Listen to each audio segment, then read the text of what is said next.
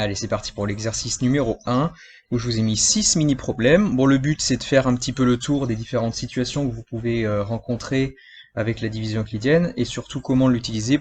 Premier mini-problème, bon, celui-là, il est très facile. Vous avez 137 macarons, on veut faire des boîtes de 6, je vous demande le nombre de boîtes et combien est-ce qu'il en manquera pour faire une boîte supplémentaire. Ici, la division euclidienne imposée, c'est bien sûr 137 divisé par 6. Il y va 22 fois, ça c'est le quotient, et on trouve un reste de 5. Qu'est-ce que ça signifie? Ça signifie qu'on peut faire 22 boîtes complètes de 6 et qu'il nous restera encore 5 macarons. Je vous rappelle que pour écrire ça correctement en ligne, on écrit ça de cette manière-là, ça s'appelle l'égalité euclidienne associée. On peut donc répondre à la première question. Il pourra remplir 22 boîtes de 6 macarons entièrement, et il lui restera encore 5 macarons. Il lui manquera donc 6 moins 5, c'est-à-dire 1 macaron, pour remplir la boîte suivante, c'est-à-dire la 23e boîte de macarons. Allez, deuxième énoncé, on a 164 élèves et on cherche à faire des groupes de 8. On demande le nombre d'accompagnateurs nécessaires, en sachant qu'il faut un accompagnateur pour 8 élèves. La division euclidienne imposée est bien sûr celle-ci, 164 divisé par 8. On trouve un quotient de 20, on trouve un reste de 4. On peut donc écrire l'égalité euclidienne 164 égale 8 fois 20 plus 4. On cherchait à faire le maximum de groupes de 8 élèves, et bien on peut en faire 20 complets. Et attention, il reste 4 élèves, ne les oubliez pas. Il nous faudra donc 21 accompagnateurs, c'est-à-dire les 20 qu'on avait prévus pour les groupes de 8 élèves, et puis un dernier accompagnateur pour ces 4 élèves restants. Donc attention, vous voyez que le résultat n'est pas toujours directement le quotient, il faut quand même réfléchir à la situation. On passe à la question B. Combien de quarts de 55 places faut-il prévoir? Alors déjà, on va compter le nombre de personnes à emmener dans ce voyage. Il y a les 164 élèves, plus les 21 accompagnateurs, ne les oubliez pas, ce qui fait un total de 185 personnes à transporter. Si on fait la division de 185 par 55, on trouve un quotient de 3 et un reste de 20. Il faudra donc prévoir 4 quarts et non pas 3, puisqu'on remplira 3 quarts complets de 55 personnes, et il nous faudra un 4e quart pour les 20 personnes restantes. Les exercices 1 et 2 étaient des problèmes de partage. On va aborder dans ce troisième énoncé une nouvelle situation, ce sont les problèmes de décompte. Vous avez ici donc un décompte régulier, c'est-à-dire toujours de la même façon, qui commence à 843, puis 839, 835, etc.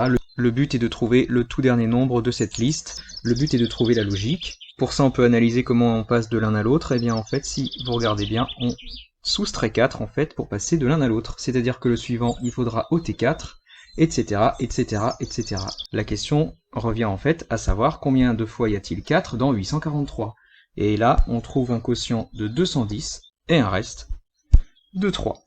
Alors ça veut dire que si vous aviez fait ça à la main, on aurait pu faire 210 fois le moins 4, c'est-à-dire retirer 210 fois moins 4, avant d'arriver enfin sur le tout dernier nombre de cette liste, qui serait le reste de 3. Donc ça y est, on a la réponse à notre question. On peut répondre que le dernier entier positif de cette liste sera 3.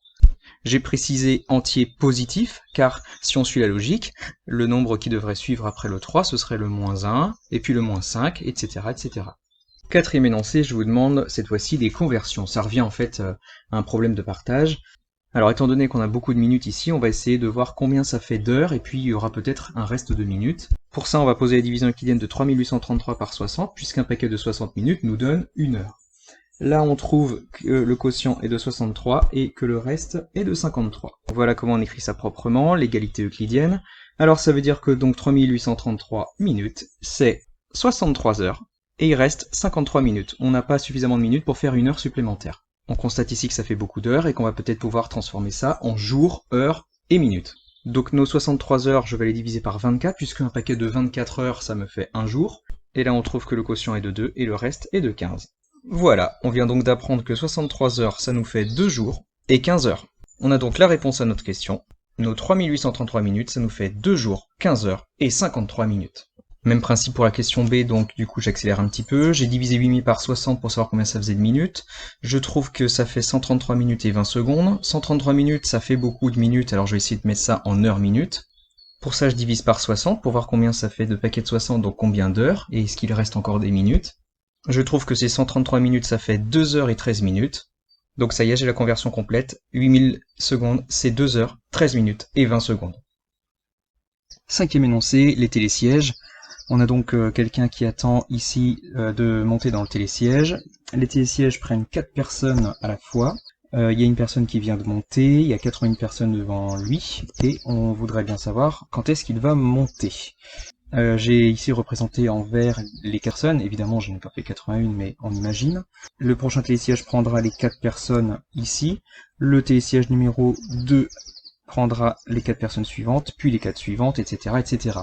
La question c'est de savoir, est-ce que Jean-Bernard va être pris dans un télésiège avec les 3 autres personnes devant lui, avec simplement les 2 autres personnes devant lui et une personne derrière, simplement avec la personne qui est devant lui et les 2 autres personnes derrière, ou alors est-ce que ce sera le premier à monter dans un nouveau télésiège. Pour ça, il va falloir faire une division euclidienne.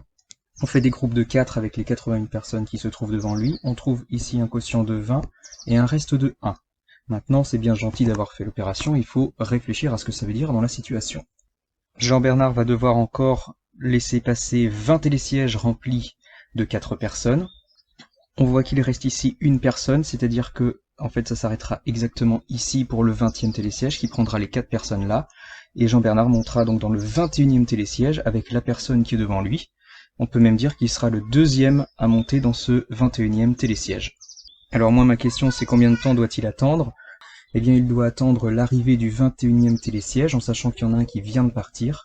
Comme les télésièges arrivent toutes les 15 secondes, il doit attendre 21 fois 15 secondes, c'est-à-dire 315 secondes avant de monter dans ce 21e télésiège. Et si on veut faire les choses bien, 315 secondes divisé par 60, ça fait 5, il reste 15. Ça veut dire que Jean-Bernard doit donc attendre encore 5 minutes et 15 secondes avant de monter dans son télésiège. Et enfin, 6e et dernier énoncé, on se retrouve ici dans une situation de boucle.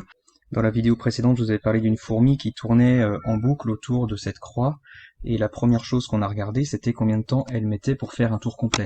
Parce qu'après, ça se répétait, et on avait vu que toutes les 12 secondes, elle revenait à son point de départ. Et bien ici, c'est exactement la même chose.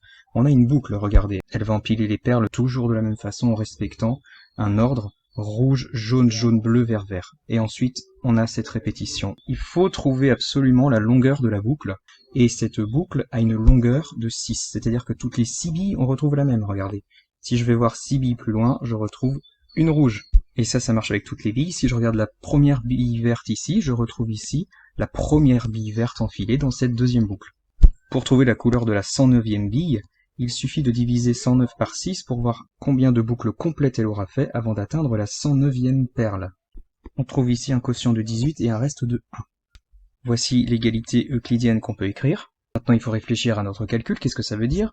Ça veut dire que pour atteindre la 109e position, il faut faire 18 fois 6, c'est-à-dire qu'elle aura fait 18 fois la série rouge, jaune, jaune, bleu, vert, vert, qui fait une longueur de 6 billes, et il restera encore une bille avant d'atteindre la 109e position.